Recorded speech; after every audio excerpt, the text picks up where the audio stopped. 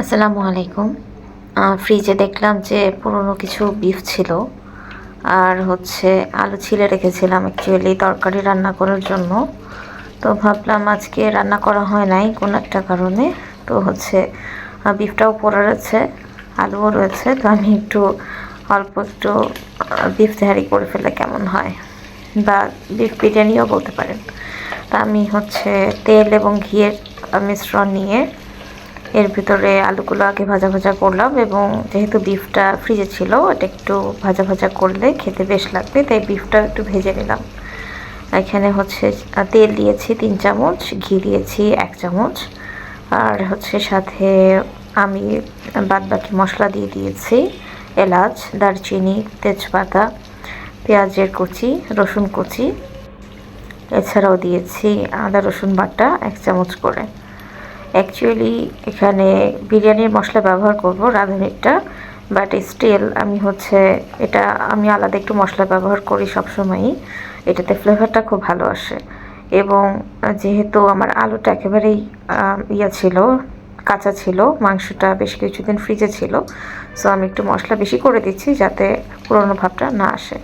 রাঁধুনির বিরিয়ানির মশলা মিক্স দিয়ে দিয়েছি, এছাড়াও লবণ দিলাম, জিরার গুঁড়া, হলুদ গুঁড়া, আর মরিচের গুঁড়ো। এখন বলতে পারেন যে আপু আপনি এইগুলো কেন দিচ্ছেন, এগুলো তো সাধারণত বিরিয়ানিতে কেউ দেয় না। তো আমি আসলে মাংসটার জন্য দিচ্ছিলাম, কারণ মাংসটার ফ্লেভারটা যাতে একটু ভালো আসে। ইউজুয়ালি আমিও বিরিয়ানি বা বিফ তেহারিতে হলুদ দিই না, জিরার গুঁড়াও দিই না। মাংসটা একটু সাদা সাদা করে রান্না করি, বাট আজকে মনে হলো একটু অন্যভাবে করি। এক্সপেরিমেন্ট করতে তো দোষ নাই।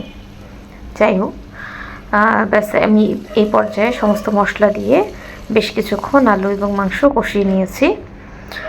এরপরে আমি আধা ঘন্টা ধরে পোলাওর চাল, যেটা চিনি গুঁড়া চাল আর কি, সেটা ভেজানো ছিল, সেটা আমি ভেজে নিচ্ছি।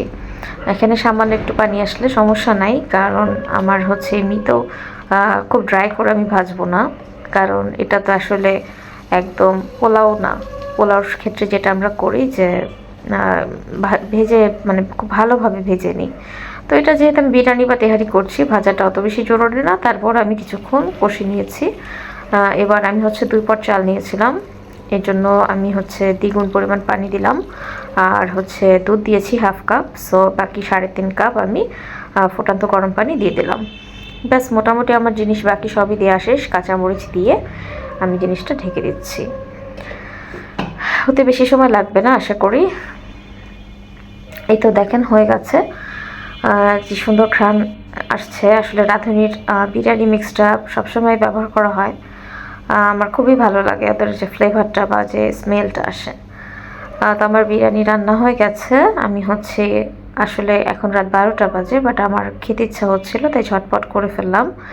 এখনই আমি আসলে প্লেটে নিয়ে নিয়েছি খাওয়ার জন্য। কেমন লাগলো জানাবেন।